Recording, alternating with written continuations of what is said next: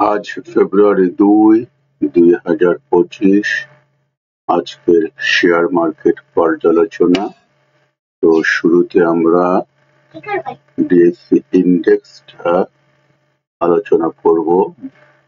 তো আজকে দাম বৃদ্ধিতে ডিএসসি ইন্ডেক্স পজিটিভ ক্লোজ হয়েছে এবং ভলিউম গত দিনের চেয়ে সামান্য বেশি আমরা দেখতে পাচ্ছি এবং এই ভলিউমটা আমরা বলবো মোটামুটি সিগনিফিক্যান্ট ভলিউম। এবং আমরা আজকে যে ক্যান্ডেলস্টিকটা তৈরি করেছে ডিএসসি ইন্ডেক্স, যদিও ইন্ডেক্সের বৃদ্ধি তেমন হয়নি, কিন্তু আসার কথা হচ্ছে এর চেয়ে কমে নাই। এইটা একটা প্রতীয়মান হয় যে মার্কেট এই জায়গাটায় এই জায়গাটায় শক্তিশালী সাপোর্ট তৈরি করেছে এবং আমরা আরএসআই ইন্ডেক্স দেখলে দেখব যে সেটাও বৃদ্ধি পেয়ে 41.81 অবস্থান করছে এবং একটা পজিটিভ ইন্ডিকেশন শো করছে। অতএব আশা করা যায় যে আগামী দিনগুলোতে, এর মানে হচ্ছে আগামীকাল, আগামী পরশু, মেবি আগামী এই সপ্তাহটা মার্কেট পজিটিভ ট্রেন্ড ফলো করতে পারে। তবে যেটা লক্ষণীয়, মার্কেটের গত কয়েকদিনের যে অবস্থান, সেখানে আমরা দেখেছি লো ক্যাপিটাল ডেট গ্রুপের শেয়ারগুলো বৃদ্ধি পেতে অলমোস্ট হল্ট থাকতে দেখেছি। তদুপরি ইন্ডেক্স কিন্তু ফল করেছে। তাহলে ইন্ডেক্স ফল করেছে, মোটামুটি কিছু ফান্ডামেন্টাল শেয়ারগুলোর দরপতনের পর, সামান্য দরপতন, তারা আসলে একই জায়গায় অবস্থান করছে। তো ফান্ডামেন্টাল শেয়ারগুলো যদি বৃদ্ধি না পায়, তাহলে আসলে ইন্ডেক্সের পরিবর্তন হবে না।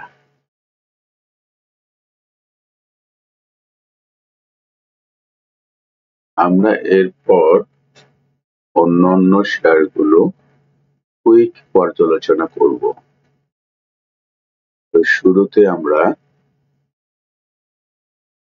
এসিআইটা দেখব।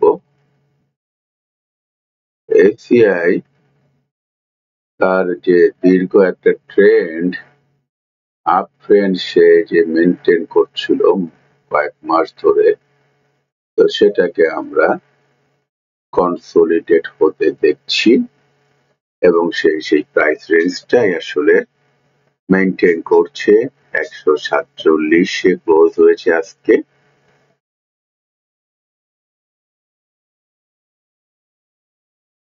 এবং দেখে মনে হচ্ছে এসিআই যে অবস্থাটা, যে এসিআই মেবি তার ট্রেন্ড রিভার্সাল হতে যাচ্ছে। এসিআই ফর্মুলা আজকে একটা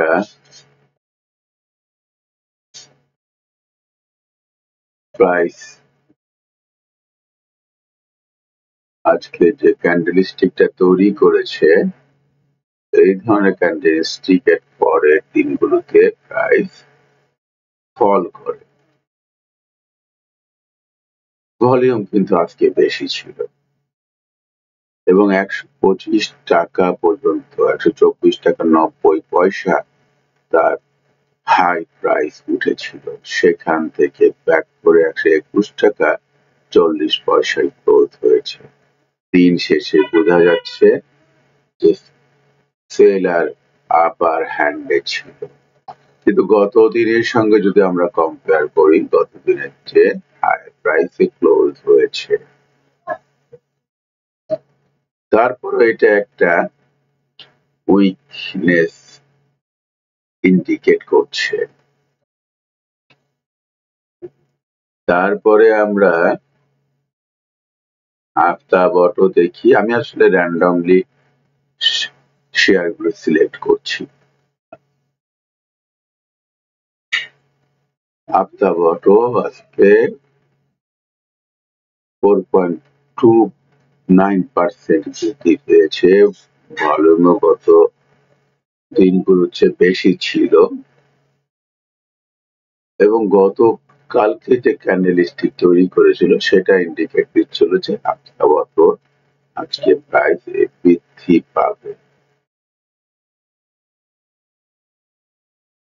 তো আফতাব অটো আপনারা আপনাদের ওয়াচ লিস্টে রাখতে পারেন।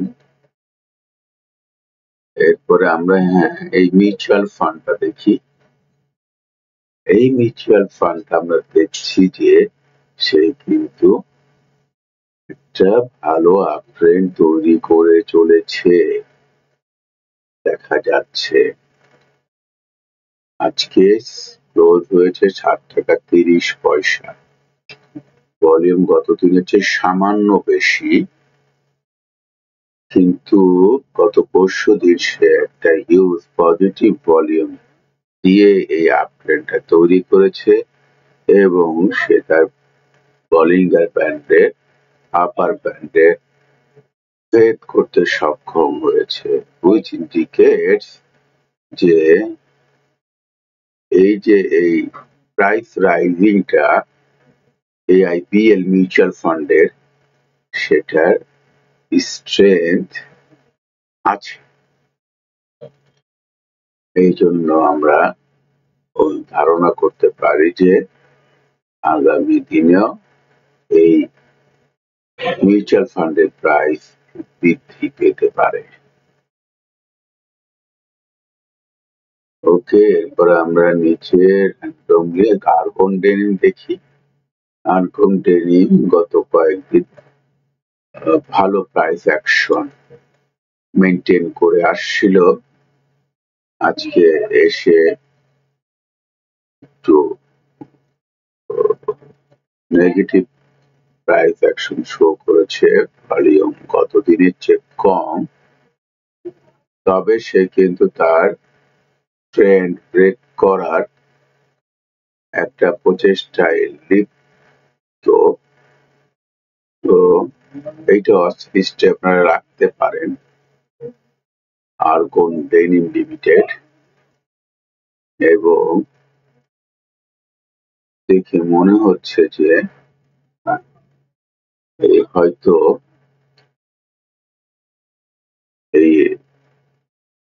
এই রেঞ্জে থাকবে আগামীকাল, না হলে এখান থেকে নতুন প্রাইস অ্যাকশন তৈরি করবে। আর প্রাইস অ্যাকশন তৈরি করলে এটার প্রাইস 18 বা 18 টাকা 50 পয়সা পর্যন্ত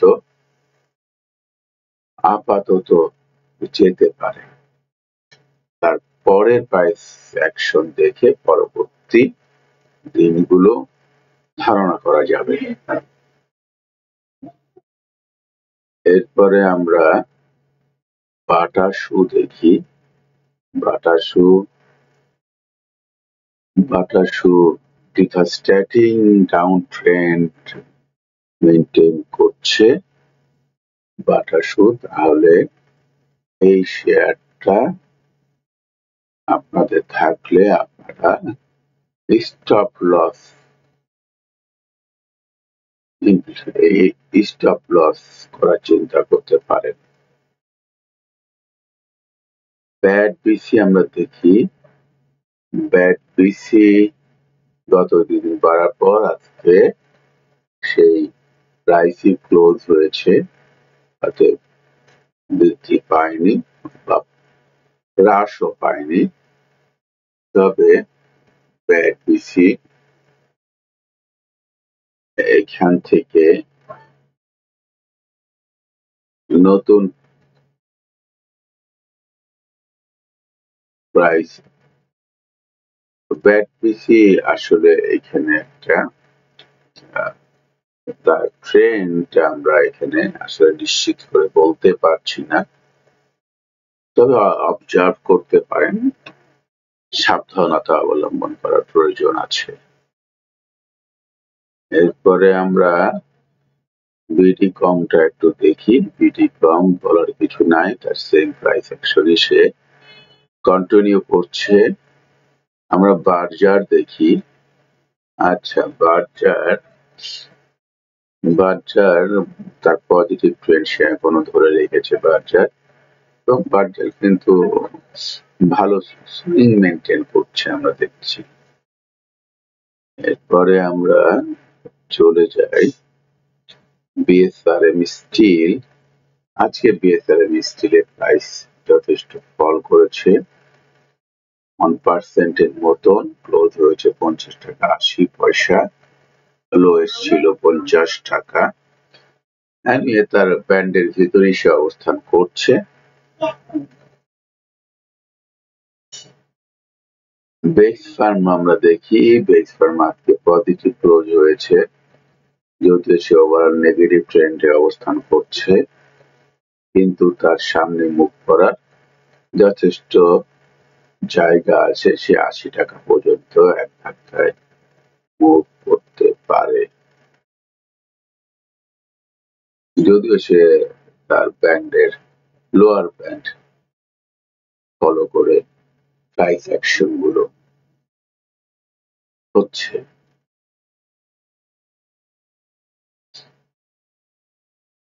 তারপরে আমরা ওভারঅল ব্যাংক গুলো অবস্থান দেখি। ব্যাংক গুলো যেহেতু সামনে তাদের ডিক্লারেশন আছে, তাহলে আমরা ওভারঅল ব্যাংক অ্যাকশন কিন্তু পজিটিভ, পরপর 3 দিন পজিটিভ হয়েছে। এই জন্য আপনারা ভালো ব্যাংকগুলো আপনাদের ওয়াচ লিস্টে রাখতে পারেন সামনের দিনগুলোর জন্য। তারপরে আমরা চলে যাই খুব কুইকলি, তো আমি আর 1 মিনিটের মধ্যে আমার ডিসকাশন ক্লোজ করব। এক্সিম ব্যাংকটা একটু দেখি। এক্সিম ব্যাংক তার আগের প্রাইসে আছে, বরঞ্চ 6 টাকা 50 পয়সায় ক্লোজ হয়েছে। ফেক ডিল আজকে যে প্রাইস অ্যাকশন তৈরি করেছে, এ থেকে প্রতীয়মান হয় যে আগামীকাল তার প্রাইস বৃদ্ধি পাবে, এবং সে তার যে ট্রেন্ডটা সে করার চেষ্টা করছিল, সেই ট্রেন্ডটা সে ধরতে পারে। এরপরে আমরা জিপি একটু দেখি। জিপিতে আমরা দেখছি জিপি আজকে ছোট একটা জাম্প তৈরি করেছে, এবং ভেরি সিগনিফিক্যান্ট। তো আমার মনে হচ্ছে যে জিপি তার আপ ট্রেন্ডটা শুরু করে দিয়েছে।